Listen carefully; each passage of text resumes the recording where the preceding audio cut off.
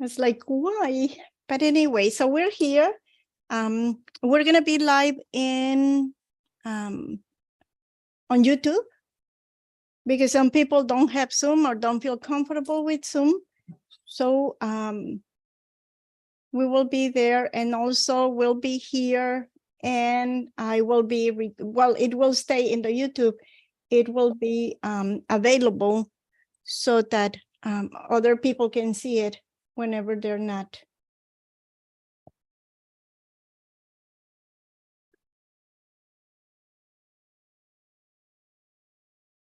Not sure what happened.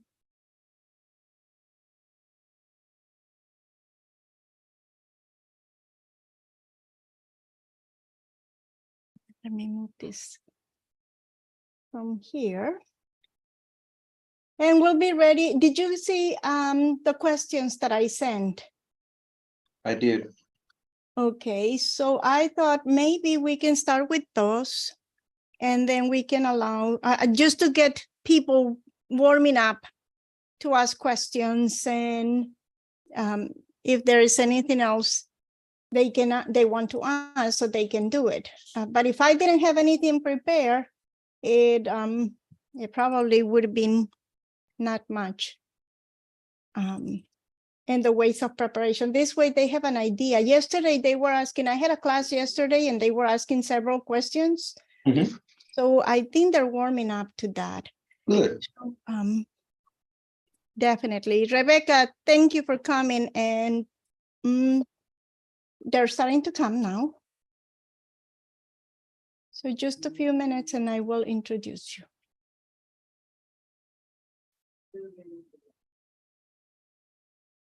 Now, let me just tell you a little bit about the audience. These are nurses who have a license in Mexico. They are exploring the possibilities. Some of them are actually preparing right now to practice nursing in the United States. So we're doing it the right way. So we're going through the whole process of application where, of course, because these are international nurses, they have to also comply with the visa screen, so they can get a TN visa from the Homeland Security. And CGFNS is the only one who gives that visa. So they kind of duplicate the system, the process that Texas Board of Nursing does, like getting their CES, their credential evaluation systems done, and they have to check that their license is correct. Here we call it, we don't call it a license, but the equivalent and the transcript that is equivalent to a BSN in the United States. So they can get, and passing the license, the NCLEX, so they can get the license. After that, Homeland Security gives them a visa to work, and they can get their Social Security. They already do one. There is a program that secures them a job in San Antonio with one of the hospitals, a couple of the hospitals in there. So that is the audience that you're seeing. To me, it was important to hear from you because, as you know, one of the things they have to do is the jurisprudence exam.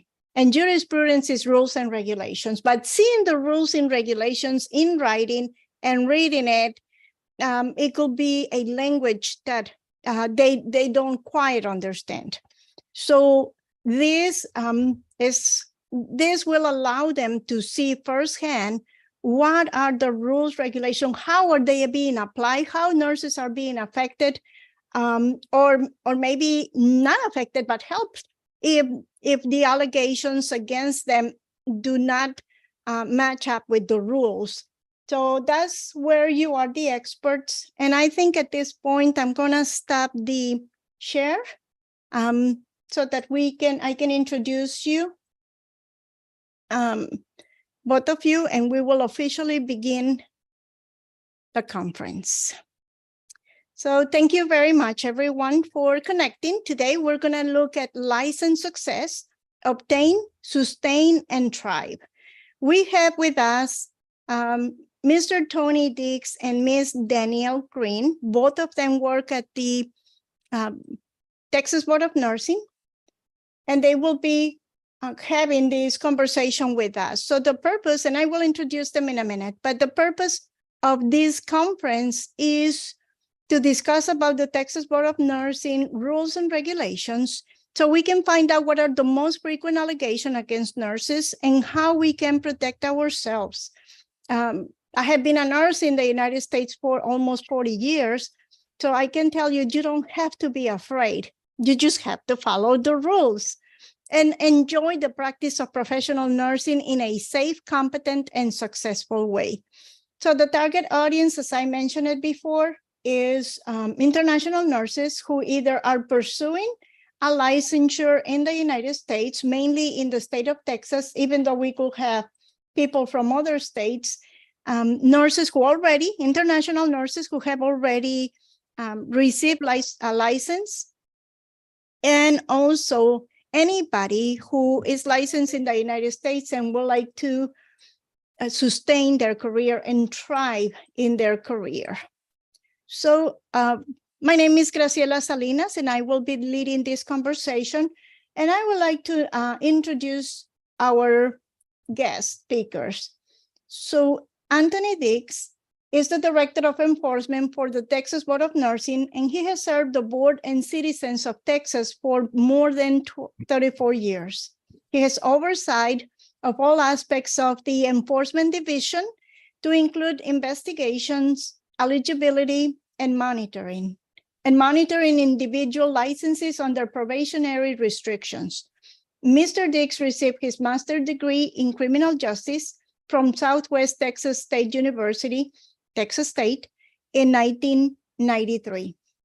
Danielle is the Assistant Director of Enforcement for the Texas Board of Nursing and has been with the agency for 10 years. Most recently serving as a nurse investigator and supervising investigator for the enforcement department. Ms. Green, and I was so greatly surprised that she's a registered nurse. She has a bachelor's degree from in nursing from Texas Women's University. Another good surprise for me because I got my master's degree in nursing education from Texas Women's University. So yay. And also she has a master's degree in criminal justice from Texas State University. So at this point, I will allow them to take the mic if they want to say anything else about themselves. I really don't have anything to add. I'm glad to be here. I'm glad that you are here with us, and I'm looking forward to our discussion. Awesome. Okay, so the dynamics, how is this going to work? This is going to be a question and answer session. If you have studied for the jurisprudence test, or even if you have taken the jurisprudence exam, then you have studied some of the rules and regulations in the state of Texas. Commonly, there is similarities on the rules and regulations throughout the United States, but there are also some differences. So we're going to be focusing on the regulations for Texas. I have prepared several questions so we can get started with the question and answer process. However, if you do have a question, you have two choices. You can raise your hand so that you can ask the question, or you can type it in the chat and I will make sure that it's included. You're going to have to wait for your name to be asked, and then you turn on the mic so you can speak your question. Okay, anything else that we can add? That will be awesome. So starting with the first question, let's start with the complaint process, because this is something very new to us. How can someone file a complaint against a registered nurse in Texas? That's a good question. We have several ways a person can file a complaint. A person can file a complaint through our portal on the website. A person can file a complaint in writing, just fill out a piece of paper and send it to us with all of the information on it. The information that's going to be needed is the type of incident that occurred, specific dates that the incident occurred, witnesses, if any. If there patients involved, the patient identification numbers, if available. Of course, the employer at the time the incident occurred. Any information that you deem would be beneficial would be great for us to have. But how to file a complaint is very simple, and there are several ways to do it. Just go to the portal, go to our website. There's a complaint portal, and it's self-explanatory. It'll tell you what to fill in. Or we also have a complaint form on our website that identifies certain portions that are beneficial for us to have in order to initiate an investigation. But there are several ways, and we have simplified the process quite extensively. Danny, you have anything you want to add to that? Just following from that, for our audience of nurses, where do complaints come from? Who can report you to the board here? It's really it could come from anywhere. We do have some required reporting. So employers are required to report, other nurses are required to report possible violations of our rules. But it could be a member of the public, it could be a patient.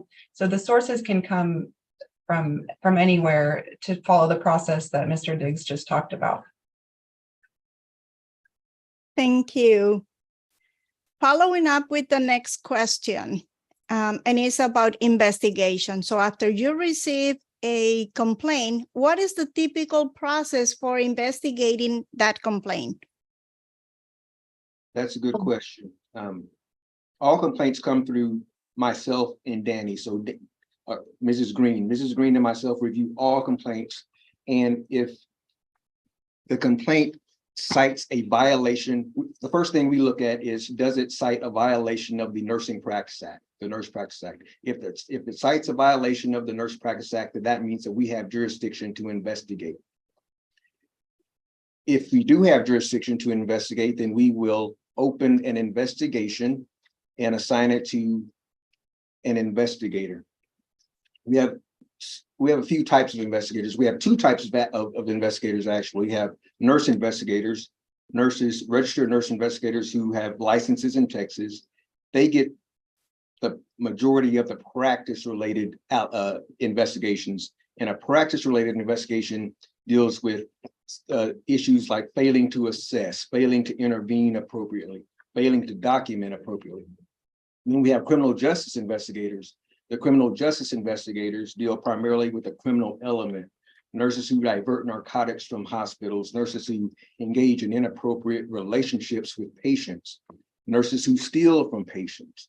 The criminal element, although it may not be reported to law enforcement. Another thing I want to point on, because there was something in the previous question that I didn't talk about, and it's about anonymous complaints. The board really does not take anonymous complaints. What the rule says, all complaints must be in writing and must be signed, and that could be signed with a pen or it could be signed electronically. There is no place for anonymous complaints, primarily because we can't follow up. If we need additional information, where are we going to get it from? We can't get it. So if the complaint is anonymous and has enough information, including patient identification, specific dates, witnesses, things such as that, we will initiate the investigation, but it's rare that we will open an anonymous complaint. Ms. Green? I'm glad you covered the anonymous complaint part. For the investigation process that you started, once we get that, the first thing we do after initiating the investigation here in our office is we do send a letter to the nurse, letting them know that we received a complaint and asking them to respond to what the alleged conduct is. So that letter goes to the nurse's address of record.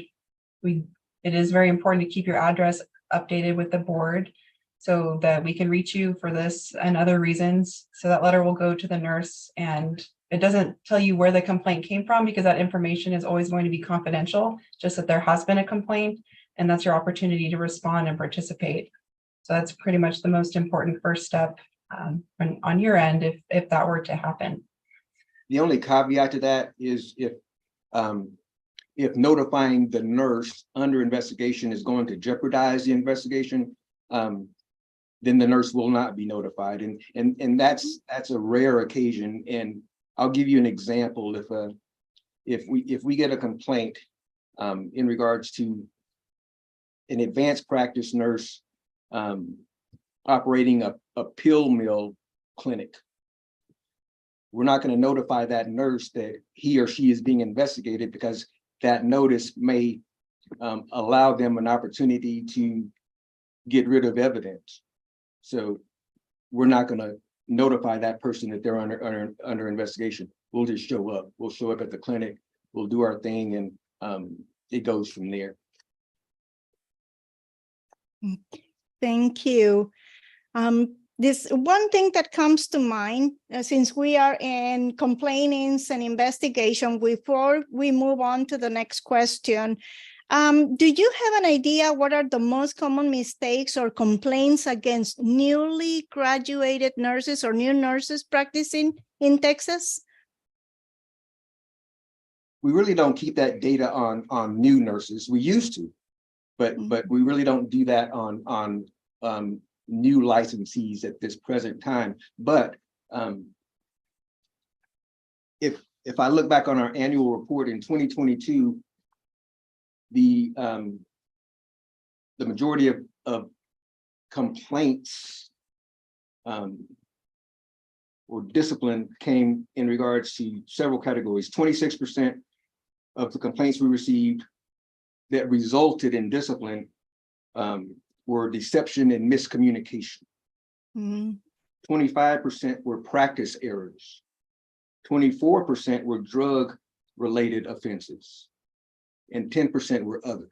So that gives you an idea of the types of complaints and the types of actions that we take.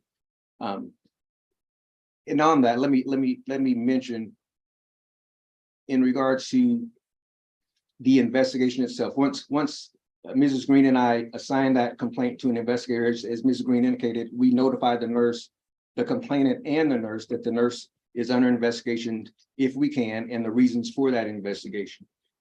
At the same time, the investigator is going to be subpoenaing records from the facility where the incident occurred. That turnaround time is usually anywhere from 30 to 60 days. And an average investigation takes anywhere from 6 months to a year to complete, but it depends on the allegations and how much we have to look into actually. Thank you. Now, disciplinary actions. Can you tell us about what type of disciplinary actions can be taken against a nurse who is found in violation of the rules? Yes, ma'am. And that would vary. The board has what we call a disciplinary matrix, and it's on our website. I mean, you'll have to look for it. You'll have to do some digging, but it's on our website, and it pretty much outlines if a nurse does this, this is going to be the remedy. And the remedy could be anything from a remedial education order requiring the nurse to take a few courses to remedy the error that he or she made, or the errors that he or she made. And that education could be a documentation course. It could be a medication administration course, could be advanced CPR, anything. The next level of discipline is a warning, and that could be with or without stipulations or probationary conditions. The next level is a reprimand. After the reprimand, and these are all pretty much based on the severity of the violation and the frequency of the violation. After reprimand comes suspend probate. After suspend probate comes revocation. And revocation is, it means taking the license, revoking the license, taking it away. Yes, ma'am. Revocation means taking the license away. Of course, if a nurse, while under investigation, makes the decision that he or she no longer wants to be a nurse, they can always voluntarily surrender their license, but those allegations and that incident, the violation will become a permanent part of their record. So it'll never disappear. No, ma'am. And I No- understand. No discipline disappears. And I was going to say, I understand that that information is public information, meaning if you look at my license and I have had any kind of disciplinary actions in the past, the information is available. So the public or whoever is looking at my license can see what I have had in the past. Is that correct? That is correct. Yes, ma'am. There is an exception to that. And that's called deferred discipline. So if a nurse gets, and deferred disciplines are reserved for warnings or below. So if a nurse gets a warning or remedial education order, and it's deferred, that means that however times is set, it's generally 3 years. After 3 years have elapsed after they've completed their probationary conditions, then that discipline will be removed from our website. Awesome. That's good to know. Annie, you want to elaborate on anything that I've said? No, I covered it. Come on. No, not for this, not for this section. I think that covered. I like your outline questions. These are these are very good questions. Well, thank you. I just wanted to get something to get us moving throughout the process, because I know that this is a topic that we don't manage too much here in the United States. And I'm sorry, I'm in the United States, but they are in Mexico. And so therefore, it was going to be hard to ask questions. But again, I remind you that if you or any of the participants have any questions, just go ahead and raise your hand so I can see you. And then I open your mic so you can ask your question at any time. So having seen none, I'm going to move to notification and appeals. How are nurses informed? And I think you already touched a little bit about how they are notified that a complaint is going on, but about complaints and disciplinary actions taken against them. Sure. If I understand the question correctly,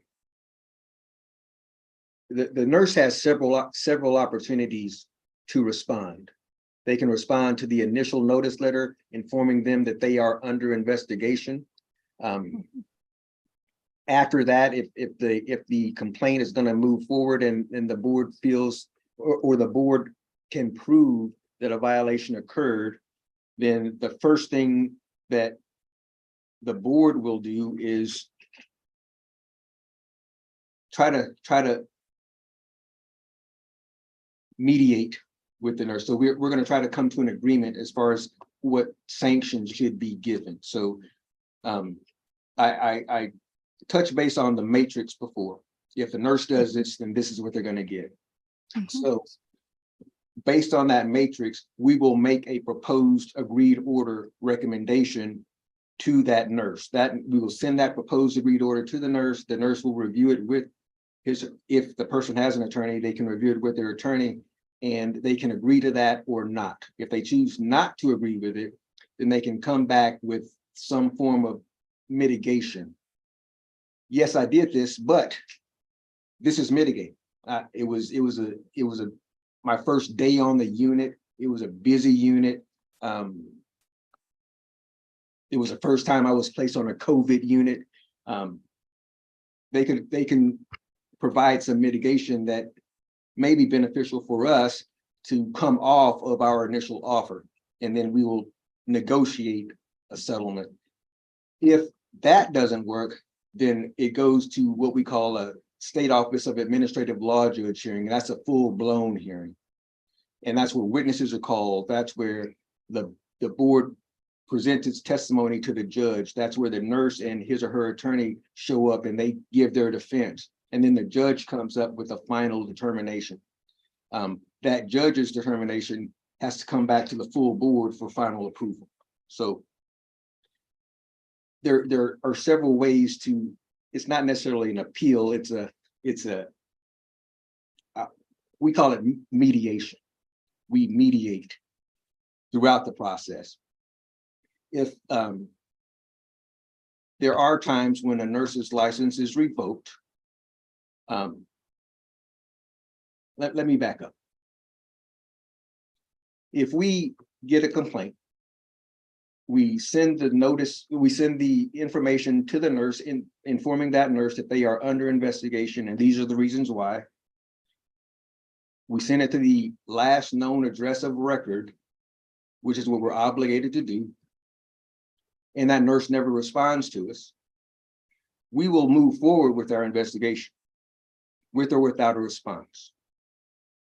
If we can prove, or if through the course of our investigation, the allegations are deemed proved, then we will revoke that nurse's license by default. Because the nurse has never, we've given the nurse plenty of opportunity to respond. We've sent it to the last known address of record. We've proven our case. If they choose not to respond, and this could be for minor issues. If they choose not to respond, the only recourse that we have is to revoke the license.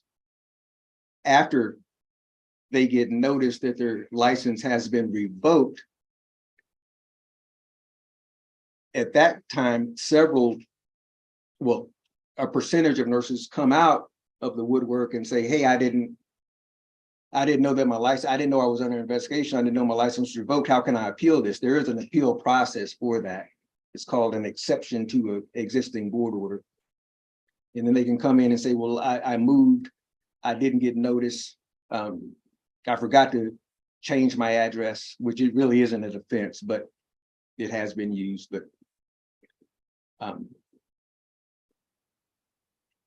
that's part of our process. So if you've received something from the board, please open it. It's not going to go away. I think we'll probably end up saying that more than once throughout this discussion. We really can't overstress the importance of having your address correct. And now for all licensees in the state of Texas, you have to have a nurse portal account, which is an online system. That's how you'll apply for your license. That's how you'll renew your license. You can easily update your license there. So any correspondence coming from the enforcement department is going to go by mail to the address that you gave us in the mail. So most of our investigations, we kind of expect that there is going to be back and forth communication with the nurse. We mail you a letter, you respond. We mail you offers of, this is how we think this case should settle, and then you can respond. So we do want you to be responding. And as Mr. Diggs said, if you're choosing not to respond, we can proceed based on the evidence that we have. So it's in your best interest to respond, basically, to participate.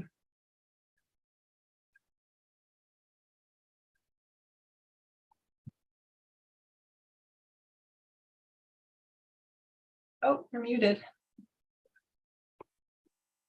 Thank you. Thank you. Sorry. I know that when I go to the Board of Nursing meetings in Austin, those are public. And the first day, there is a lot of business that are being discussed. But on the second day, most commonly are complaints against nurses. Are those also public?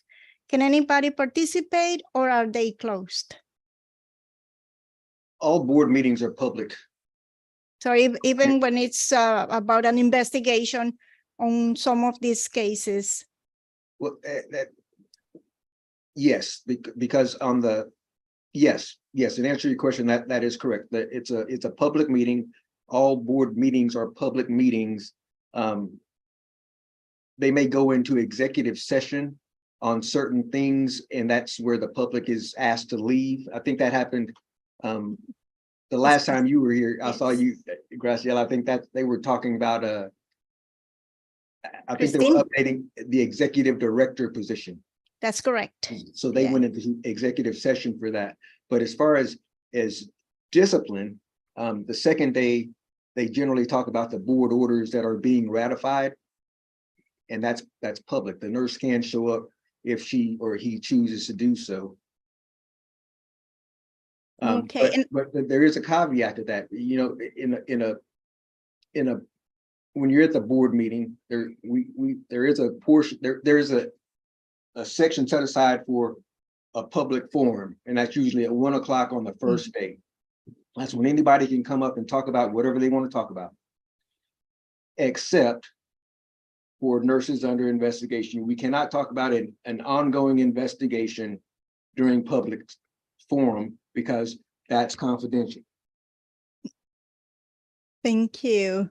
And I think you're touching on that next question on confidentiality, on how is the confidentiality of the complaint and witness protected during the process. I think you have already touched on that question, but is there anything else you would like to add, either you or Ms. Green, on confidentiality? I think that Ms. Green covered that pretty well. I think the all complaints are confidential and not subject to disclosure. So the name of the complainant will not be disclosed by us. However, there are times when the complaint is also a witness to the incident. And if it goes to a hearing before the State Office of Administrative Hearings, the witnesses will be identified. The witness will not be identified as a complainant. That person will be identified as a witness. So that person's identity may come out during the course of the investigation, not as a complainant, but as someone who has information relevant to the case. Thank you. And I think, again, you touch a little bit about the educational component for nurses on disciplinary action, but what about rehabilitation? Is there any rehabilitation process for somebody who has been under disciplinary complaints? I think our board orders are designed from the rehabilitation model. And you'll see that if a nurse makes a documentation error, they fail to document appropriately, they're going to be required to take a documentation course to rehabilitate the omission. If they fail to assess, they're going to be required to take a course in assessment, and that course will have a clinical component attached to it. So the majority, all orders have some type of rehabilitation component, and it's relevant to what actually occurred. So I think that's the best way I can put it. It's also relevant with substance use. So a nurse who has a substance use disorder and they are taking medications from their clients, from the patients, it's not an automatic revocation. We have, and we may get to that later, but we have what we call the Texas Peer Assistance Program for nurses.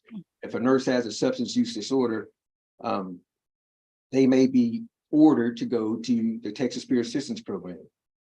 If a nurse has a substance use disorder and they wake up one day and say, hey, I have a problem with drugs or alcohol, they can refer themselves to the Texas Peer Assistance Program for nurses, and the board will never know about it because it was a self-referral and there were no practice-related errors associated with their admission to having a substance use disorder.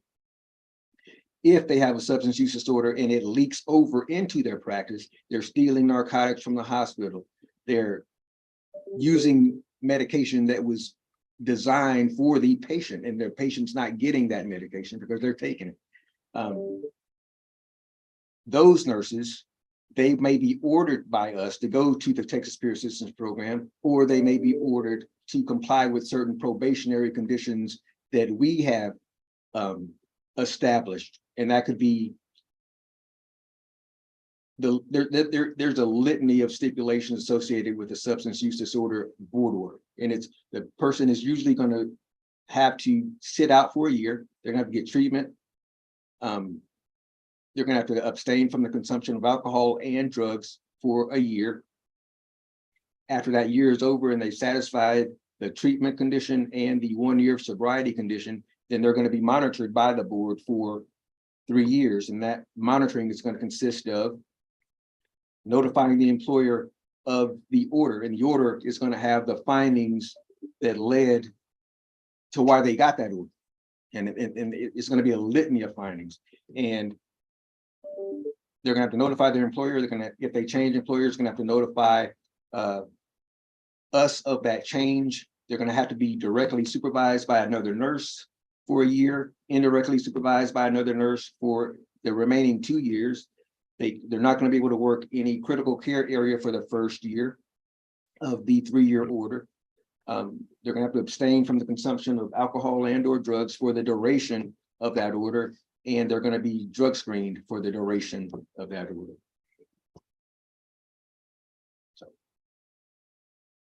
I know that was a lot. So Yeah. I may have left out a few things, Danny. So Ms. Green, if I did, please help me out. That's a good overview of our, you could say, like the rehabilitation for substance abuse or related issues with the TPAPN program.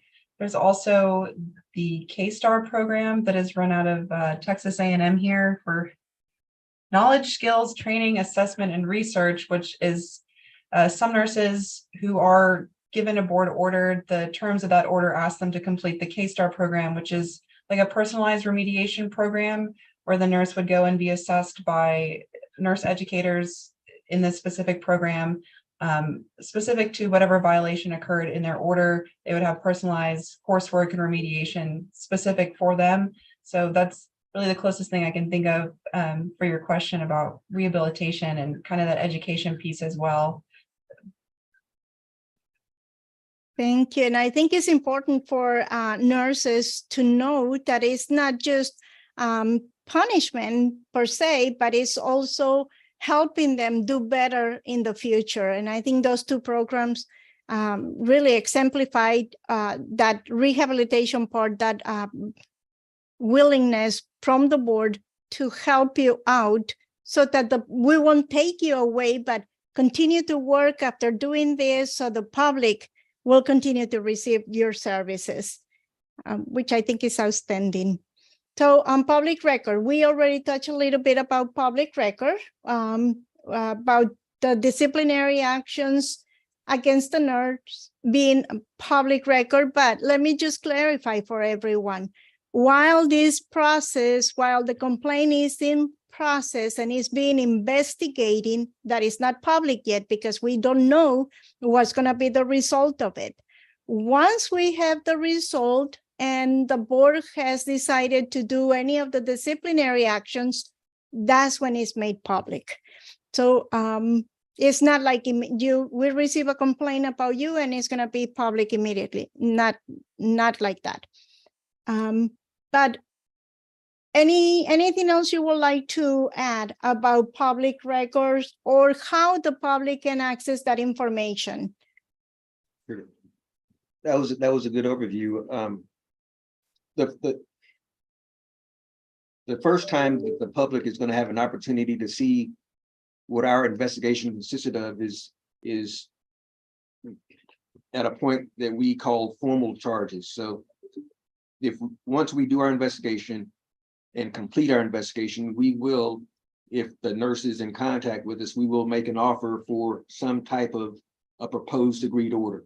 If that nurse chooses not to agree to that order, then at that point in time, formal charges are filed. And at that point in time, that case becomes public. It becomes a public record. And then after formal charges are filed, that's when we get into the mediation, and that's when we get into the State Office of Administrative Hearing. But at the point of formal charges, that's when it becomes public. Thank you. So let's move on with the employees. You have mentioned employees several times, how the nurse has to notify employers, the employer she's working with, or if she moves to another place. But how would you describe the collaboration with the employers during the process, or employers, if they are the ones who report the concerns to the Board of Nursing? I Sure. hope that made sense. Sure, the employers are under the same obligation, well, are obligated to report violations of the Nursing Practices Act to us. So if an employer has over, I think if a hospital or employer of nurses have over 10 nurses, then they have to have what we call peer review. If the nurse makes an error or allegedly makes an error at an institution that has a peer review process, then peer review will review that error and then make a determination as to whether or not that error rises to the level of reporting that to the board or not, handling it in-house maybe. So that, however, if a person is terminated from a hospital, if a nurse is terminated from a hospital, that employer is required to report that termination to the board. Not all employers do that, but it's a rule that they're supposed to. In regards to how we work with employers, that really comes into play when we have a nurse who is being monitored by us, who's under discipline, and they're working for a certain employer, and that employer has to communicate with us saying, yes, this nurse works for me, I'm supervising this nurse. And then it's like a contract. If the nurse allegedly makes an additional violation of the act, then that employer is going to be obligated to report that additional allegation to us. So it's not really a give and take, it's a take. But I mean that's just the world in which we live. And one comment that we were discussing yesterday during class, I teach online as I prepare them to take the NCLEX. A question came up about the imposters. And I know that I don't have it on my list, but how could it be? Because we started wondering with the process that we have to go through to get the ATT, the authorization to test, with as strict as all the things are, how can somebody be an imposter? And how can hospitals not know that this is going on? Any comments on that? No, but I mean, that's a great question.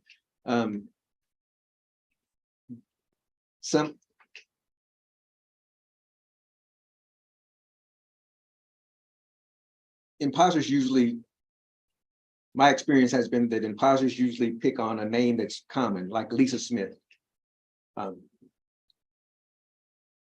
Unfortunately, if you go on, you can go online or go on our website and code Lisa Smith, and they may give you a license number.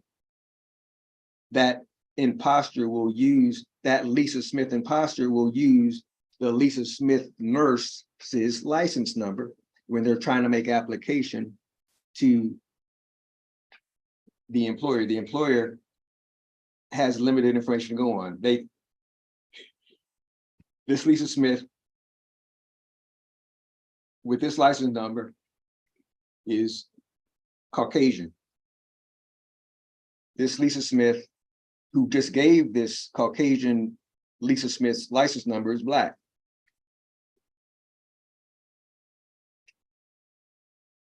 I mean, it's on the employer to do some due diligence. And it's rare. It's not like somebody's going to wake up one morning and say, I'm gonna impersonate a nurse.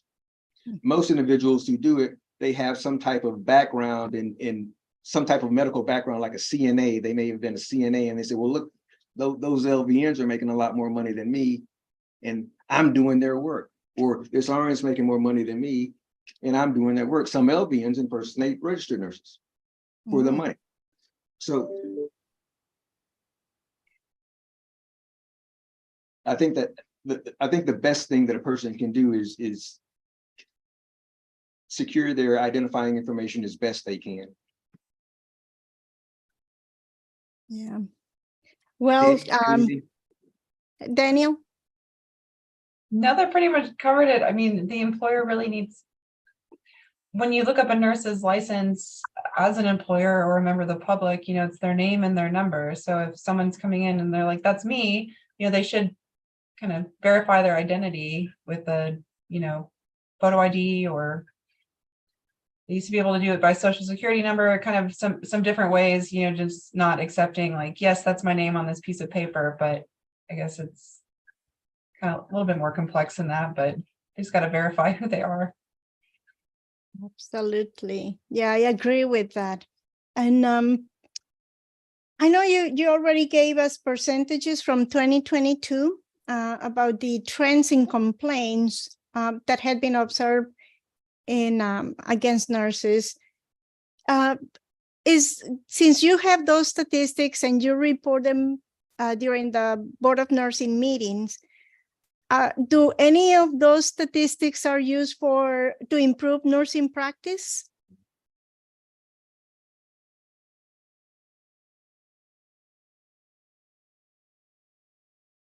I don't understand the question. I'm sorry. Okay, so we in 2022, you said that about 26% of the complaints were either deception or not documentation, or practice errors, 24%, or drug-related errors, and some other kind of errors.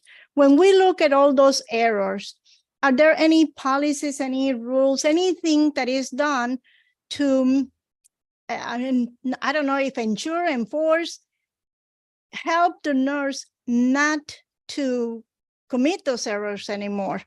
Or is that delegated to the nursing education group, which actually are the ones that decide what nurses should be taught in nursing school? Maybe that's what happens. Sure, I think it trickles down to the education consultants who, do the educational preparation for the new licensees. Yes.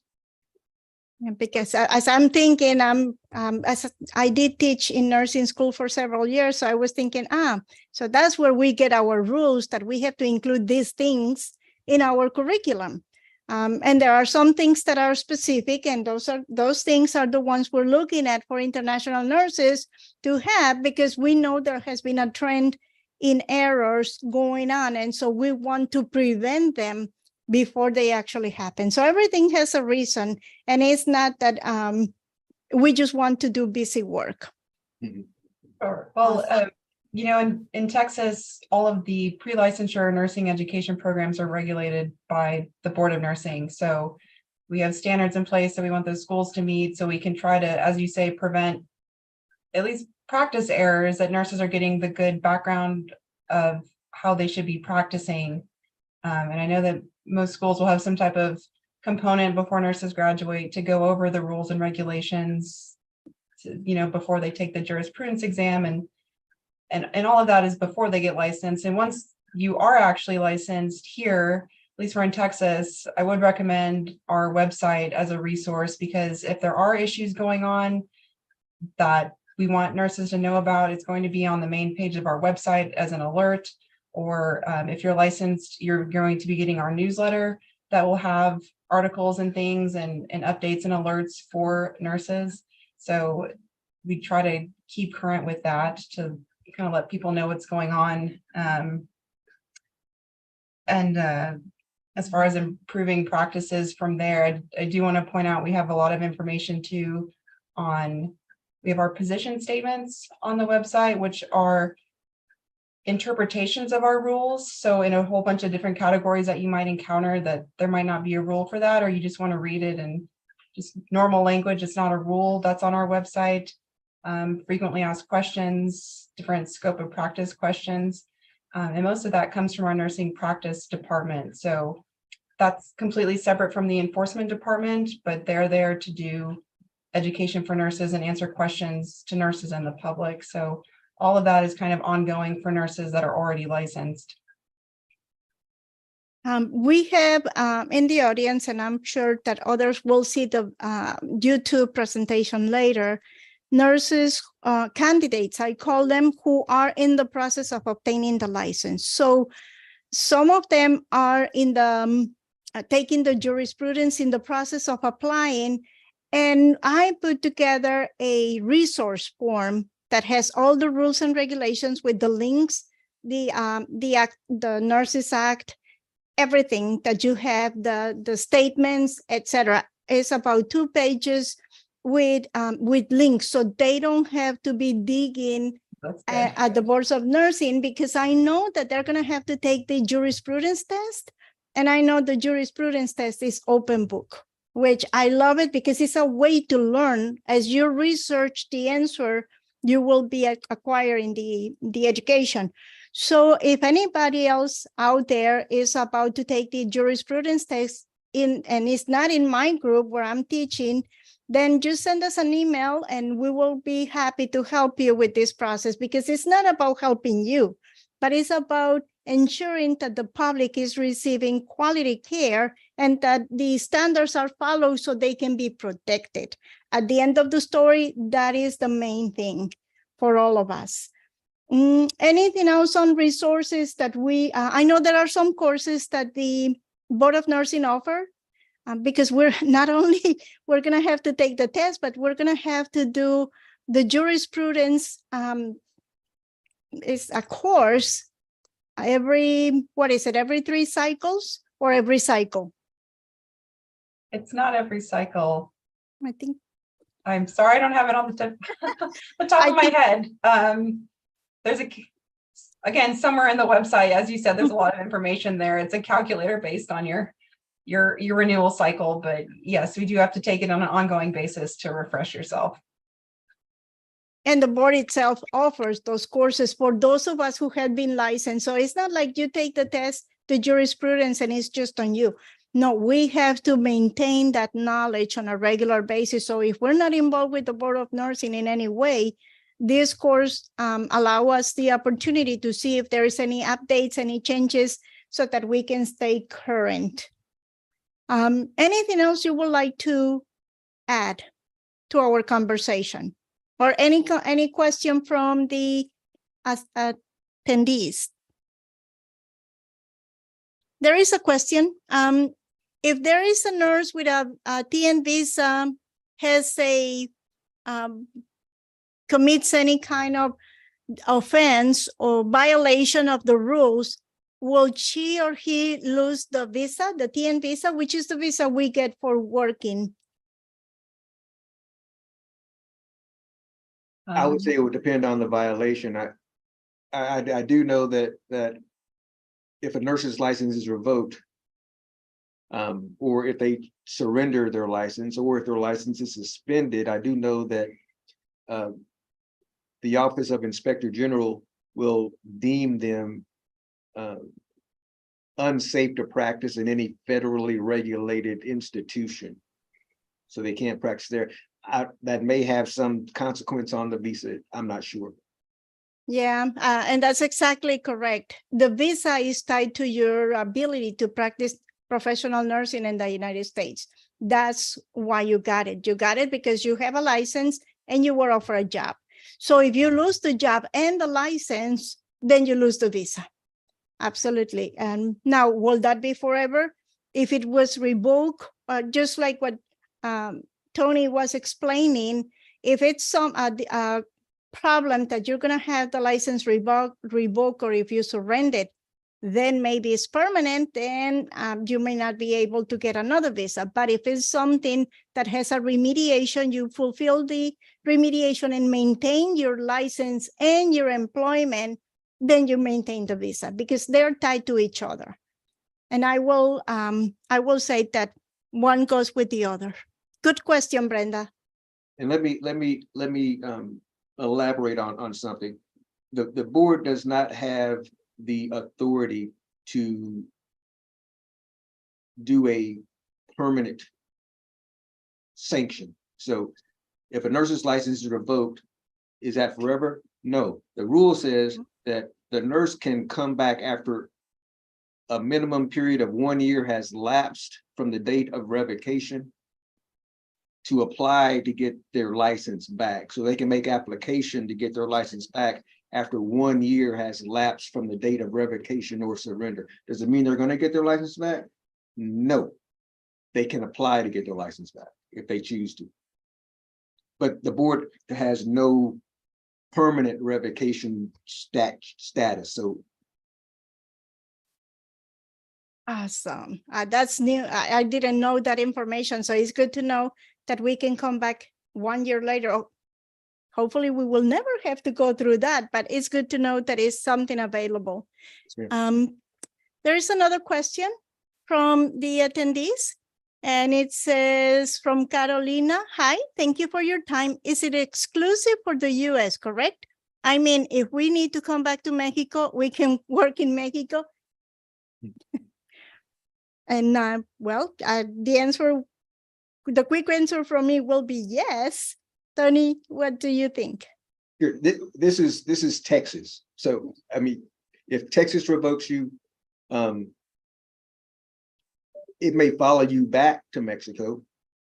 The action itself may follow you back because it's public. Yeah, that's correct. So the Mexico could investigate. If I think this is the best way I can put it.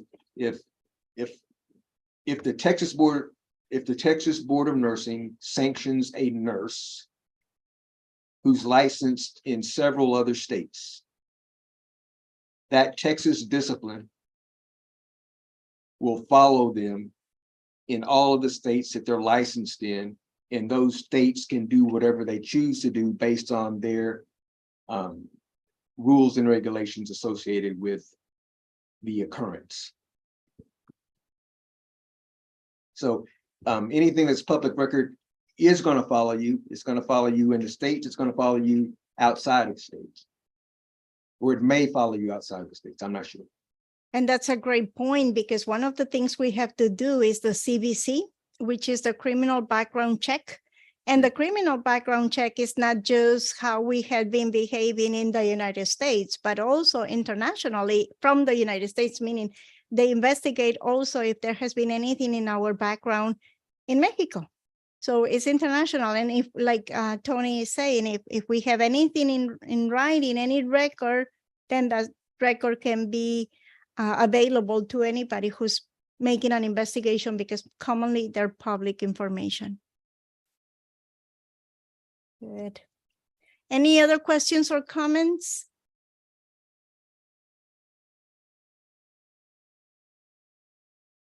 Well, any final thoughts, Tony or Danielle?